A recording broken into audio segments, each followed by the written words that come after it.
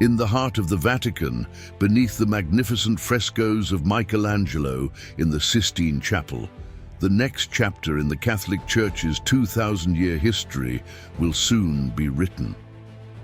The election of a new pope is not just a spiritual event for over 1 billion Catholics. It captures the attention of the world. This sacred process raises questions. Who will guide the Church through the challenges of our time? Will the Church move toward tradition or embrace change? Today, we dive deep into the papal conclave and explore some of the most likely candidates who could become the next pope. What is the papal conclave? The papal conclave is one of the most ancient and secretive traditions of the Roman Catholic Church.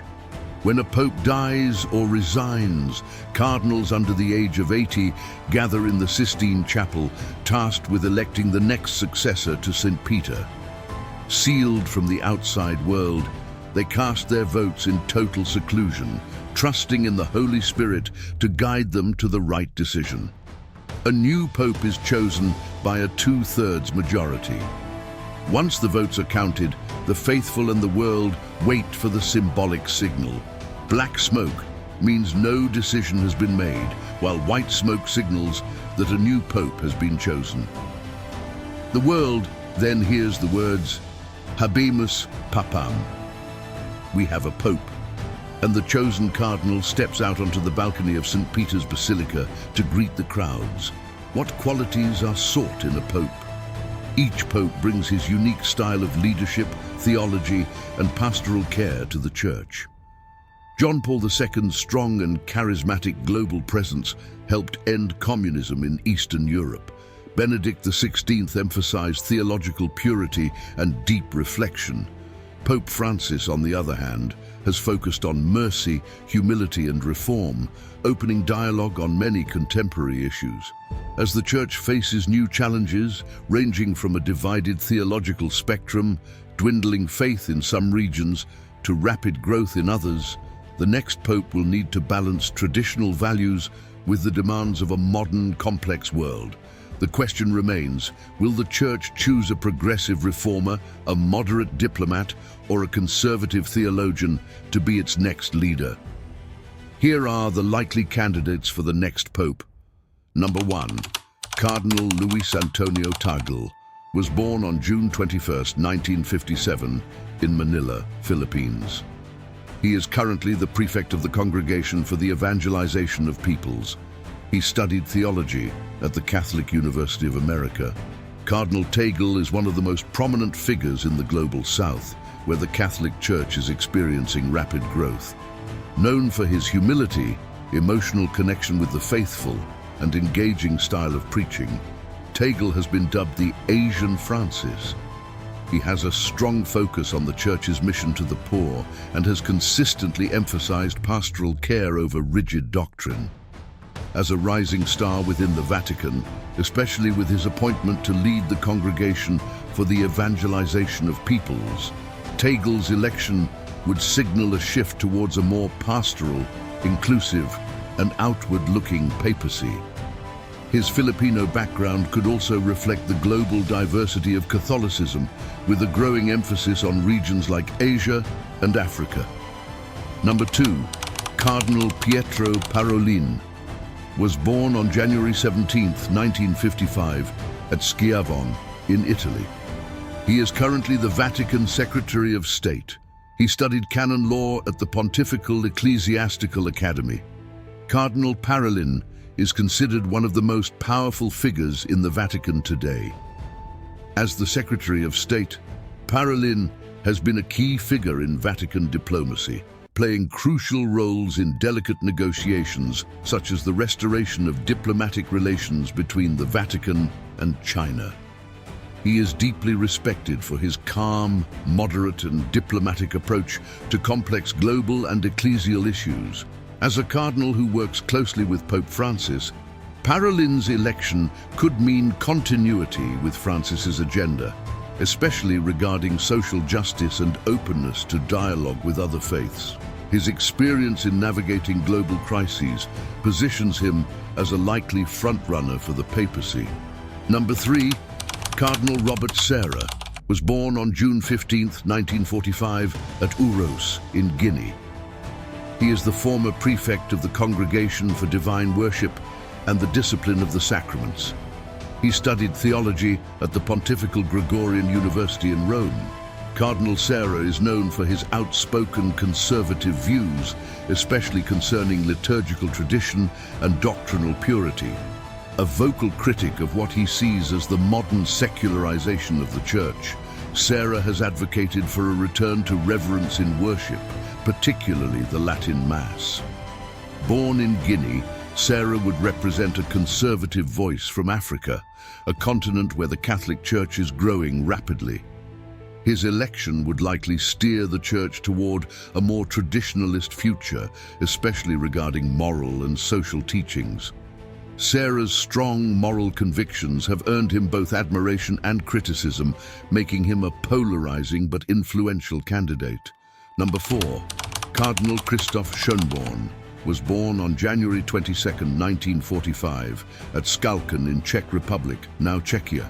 He is the Archbishop of Vienna. He studied theology at the Sorbonne and the University of Fribourg. Cardinal Schönborn is a distinguished theologian, editor of the Catechism of the Catholic Church, and a significant voice in European Catholicism. He has been an influential figure in balancing conservative doctrine with pastoral care, especially in addressing modern moral issues like same-sex unions, euthanasia, and bioethics. Schönborn's calm demeanor and intellectual rigor make him a strong candidate for those seeking a middle path between doctrinal tradition and pastoral flexibility. His European background, combined with his experience navigating complex social issues, could provide a stable yet reform-minded leadership for the Church. Number 5. Cardinal Mauro Maria Gambetti, OFM Conventual, was born on October 27, 1965, at Castel San Pietro Terme in Italy. He is the president of the Fabric of St. Peter, Archpriest of St. Peter's Basilica, and Vicar General for Vatican City. He studied mechanical engineering at the University of Bologna before entering the Franciscan order. Later studied theology at the Pontifical Theological Faculty of St. Bonaventure in Rome. Cardinal Mauro Gambetti is a member of the Conventual Franciscans, known for his deep spirituality and Franciscan humility. He was appointed the Archpriest of St. Peter's Basilica and Vicar General for Vatican City in 2021, becoming the first Franciscan in centuries to hold such a prestigious position. This role makes him responsible for overseeing one of the most important symbols of the Catholic Church. Gambetti has a background in pastoral care and formation, having served as the superior of the Sacred Convent of Assisi, where St. Francis is buried. Francis lived and worked. His close association with the Franciscan values of simplicity, peace, and care for creation positions him as a candidate who could focus on spiritual renewal and environmental stewardship within the Church. His election would resonate with those desiring a pope who embodies the principles of humility and closeness to the people, particularly in the spirit of St. Francis of Assisi, whose legacy continues to inspire Pope Francis and many across the world. Number 6. Cardinal Matteo Zuppi was born on October 11, 1955, in Rome, Italy. He is the Archbishop of Bologna. He studied theology at the Pontifical Lateran University. Cardinal Zuppi is known for his pastoral approach and his close alignment with Pope Francis' focus on mercy, humility, and care for the marginalized. A member of the community of Sant'Egidio, Zuppi has been involved in peace negotiations and social justice initiatives. His down-to-earth style and his work with refugees, the poor, and the homeless have earned him a reputation as a pastoral pope in the making.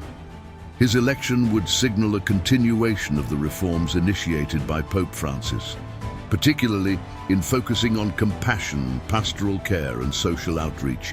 His deep commitment to peace-building and care for the oppressed makes him a popular candidate among those who seek a more inclusive and merciful church. Number 7. Cardinal Jean-Claude Hollerich was born on August 9, 1958, at Differdange in Luxembourg. He is the Archbishop of Luxembourg and President of the Commission of the Bishops' Conferences of the European Union. He studied theology in Japan and Belgium. Cardinal Hollerich has emerged as a leading voice in the European Church, advocating for open dialogue on pressing contemporary issues such as climate change, the role of women, and the Church's response to LGBTQ+ Catholics. His background as a missionary in Japan has given him a global perspective, making him an advocate for engagement with the world, particularly in addressing social and moral concerns. Hollerich's election would signal a more progressive and forward-looking direction for the Church, potentially opening up conversations that have long been considered taboo. He is seen as a reformer who could guide the Church into a new era of dialogue and inclusivity. Number 8. Cardinal Peter Turkson was born on October 11, 1948, at Nssuta Wassor in Ghana. He is the former prefect of the Dicastery for Promoting Integral Human Development. He studied theology at St. Anthony-on-Hudson Seminary in New York and earned a doctorate in sacred scripture at the Pontifical Biblical Institute in Rome. Cardinal Peter Turkson is one of the most prominent voices from Africa in the Catholic Church. Having served as the first head of the Dicastery for Promoting Integral Human Development, Turkson has been a champion of social justice, poverty alleviation, and environmental issues.